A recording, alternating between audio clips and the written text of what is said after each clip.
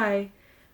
For those of you wondering what that opening was, that was my attempt to make something thematically appropriate to today's video. My TBR for the Demon-a-thon.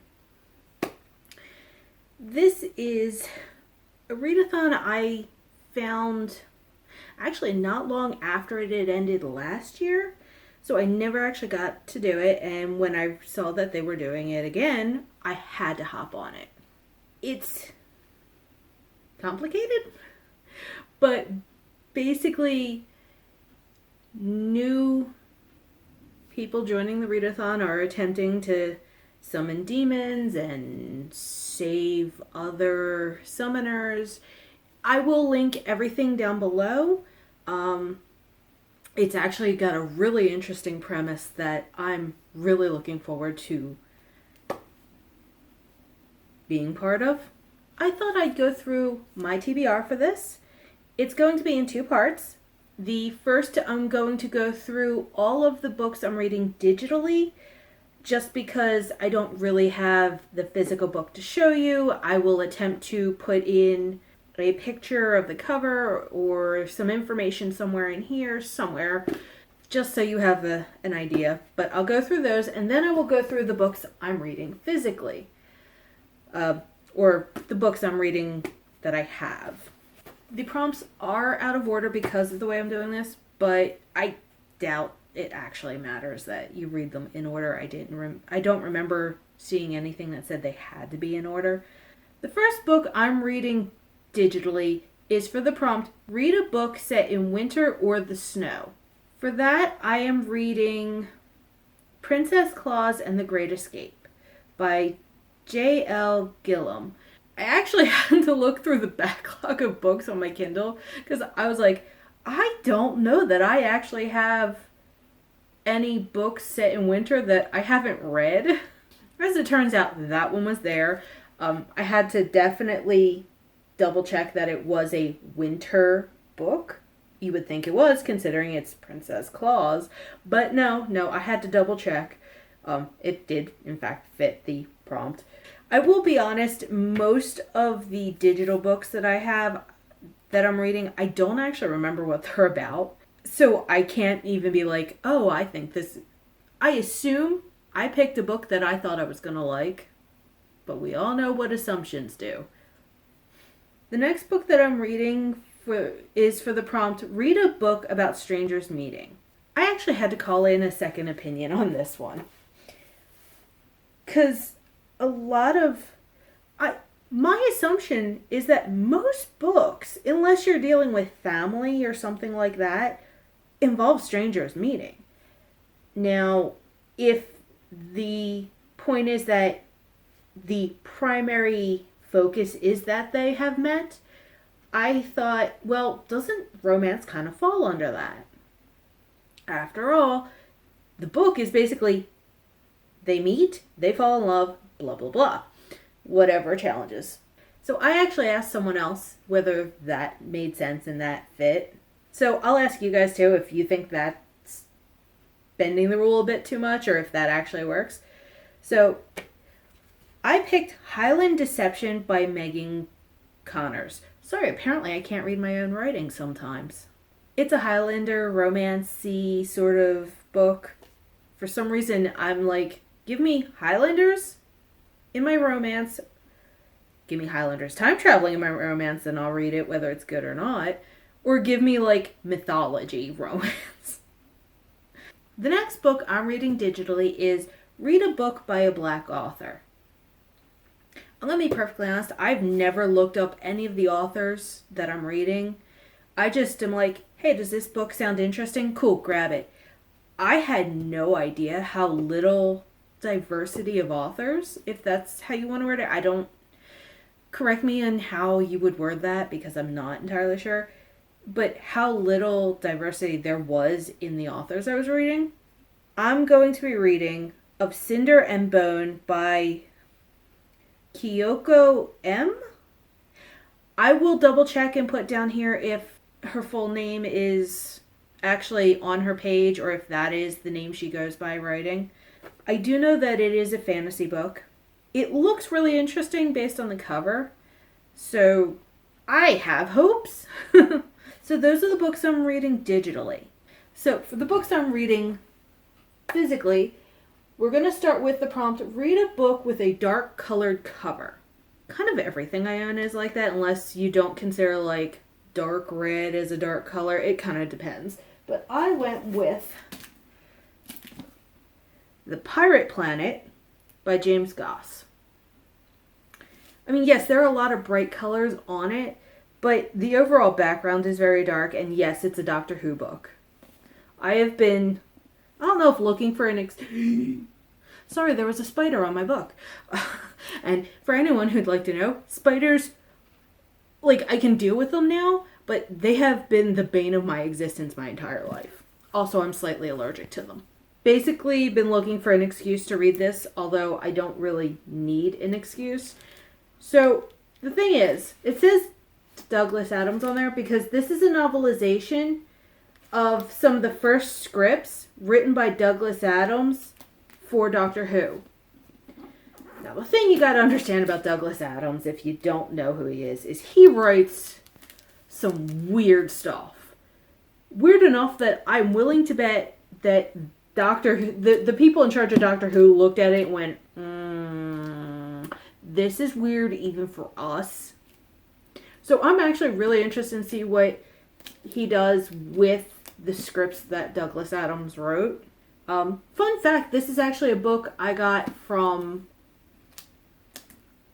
the library. They were giving away books, clearing their stock for the year, and this was one of the books. I actually didn't start watching Doctor Who until they were well into the 11th Doctor. Yeah. And then I went back to 10 and then saw an episode of that and went back and was like, all right, I'll start at 9 and then go forward. Based on the back and that scarf, I'd say that's one of the original Doctors. I don't know which one though. So if y'all can tell me so I can I looked and they didn't tell me right off which Doctor this is. I guess they weren't really counting that way, but so this is the book I'm reading for a dark colored cover. The next prompt is read something comforting or something you've already read. This one's going to seem really silly, but it is this. Kiss and Spell by Suzanne Selfers. I assume that's how you pronounce her name. It's an Ever After High book. I used to actually have a lot of these, which seems really silly, but in truth, I love anything that is kind of like rewriting fairy tales, and I really like how she writes. I really like how they redid it. I used to collect the dolls, and then I lost them, and then we won't get into that, but I'd like to replace the dolls at some point. But I really like these books, and I saw this. You see, it's really beat up. I actually saw this at a dollar store and grabbed it. So, I know I like these books. They're quick reads. They're easy to read. It's something I can read just for fun and, comfortable. And the final prompt is read a book that's been on your shelf or your TBR forever. I think this one counts because this is one of the few books I've got that survived a couple moves and I still haven't read it. And it is Eyes Like Stars by Lisa Mantchev. Please tell me if I'm saying her name wrong. I assume it's Mantchev, but I could be horribly, horribly wrong. I have had this book, as I said, for a while. I don't know why I didn't read it. It's not that I even dislike, I like the idea behind it. Each of the actors is literally bound to do what is written in this magical book. And while she is not part of the story that is forcing these people to act out things, her family is. It seems complicated, but I also, you see the water damage. That's By the way, does anyone know how to remove any of this water damage? I don't even know if you can see it, but they're like spots, and I don't think it's mold or anything. I think it's just discoloring, or maybe it was mold and I killed it already. But does anyone know how to remove this stuff from the edges? Also, do you know how to, like, flatten a book that's been rippled like that from water damage? But anyway, I find this book really fascinating. I think the only reason I didn't read it was it seemed complicated, and I had so many other books to read. Sometimes flip around the back pages of the bonus material, or what do you call it, preview material. Sorry, I just realized at the end of the book there are discussion questions. Oh, they set it up like a play, like with the cast page and everything. That's fascinating. Why are there discussion questions at the end of it? I'm so confused. This is set up like a school book. There's actually a legitimate, like, after the class has read this, discuss these themes in the book questions. Yeah. That's fascinating. Also, apparently it's part of a series, because this seems to be the next one in it. If I like this, you definitely know I'm going to get this, though. That's... Sorry, I just went off the rails there because I had no idea. That is fascinating. That is my meandering, very long-winded TBR for the Demon-a-thon. It is 2 weeks long, and I do not expect to actually read all 6 of these books. But if I do, I will probably add other books. There is actually, as part of the readathon,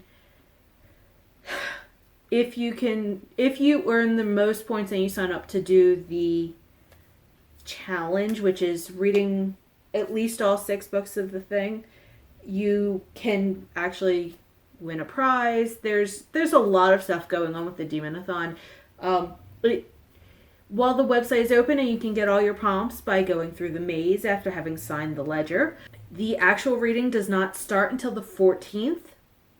So if you want to sign up for it, again, there'll be a link to the website to do that.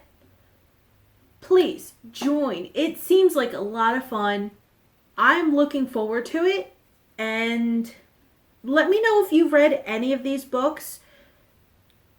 If you have, what'd you think of them?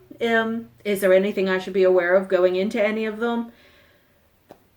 We all know I really wish that publishing houses put warnings on books. But hey, that's what a community's for. Let me know what you're reading next month, and I will see you in my next video. Bye!